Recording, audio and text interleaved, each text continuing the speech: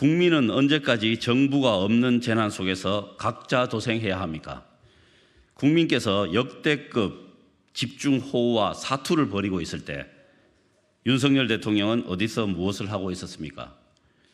지난 나흘 동안 충청 이남 지방에 기존 장마철 2배에 육박하는 집중폭우가 이어지면서 지금까지 총 48명의 사망자와 실종자가 발생했습니다.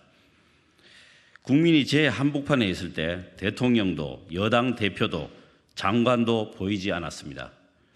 국민 안전은 국가가 무한 책임이라던 대통령의 약속은 이번에도 지켜지지 않았습니다. 더욱이 국민의 생명과 안전을 지켜야 할 대통령은 대체 어디에 있느냐는 국민의 절규에 대통령실은 윤 대통령이 한국 뛰어가도 상황을 못 바꾼다고 선을 그었습니다. 대통령의 역할과 책임을 부정하려는 속내입니까? 국민이 고통받을 때 아무것도 할 수 없는 대통령은 대체 왜 필요합니까? 대통령실의 망언은 쏟아지는 폭우에 절망하는 국민을 더욱 망연자실하게 했습니다. 지난 5월 이탈리아의 기록적인 폭우로 G7 정상회의 참석 중 조기 귀국한 조르자 멜로니 총리의 모습과 너무나 대조적입니다.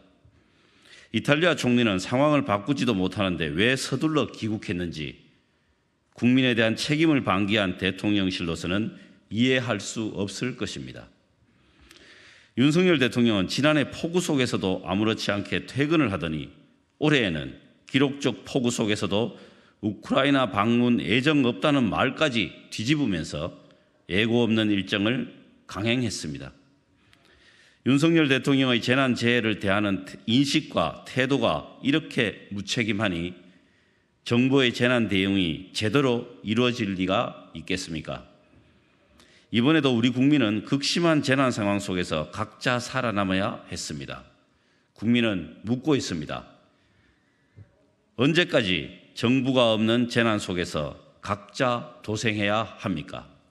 대표님, 민주당에서 이제 대통령실 관계자가 대통령이 서울 뛰어가도 상황을 못 바꾼다라고 하는 발언에 대해서 이제 박광원 원내대표께서 이제 수해가 지나가고 나서 책임을 묻겠다 이렇게 아침에 말씀하셨거든요. 어떻게 생각하시는지.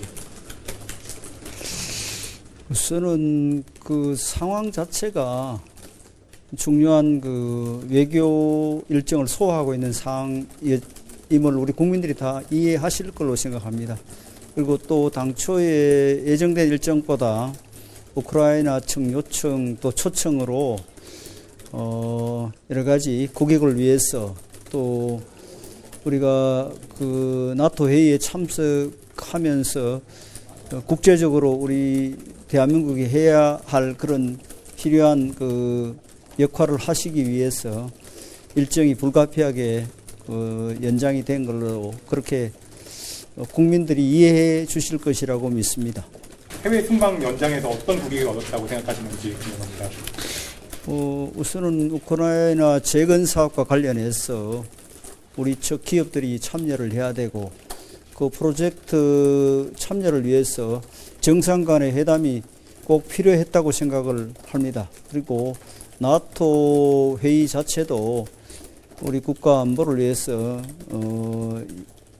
우리하고 가치를 같이 하는 국제적인 도움이 필요하기 때문에 이미 예정된 일정이었고 또 추가된 일정도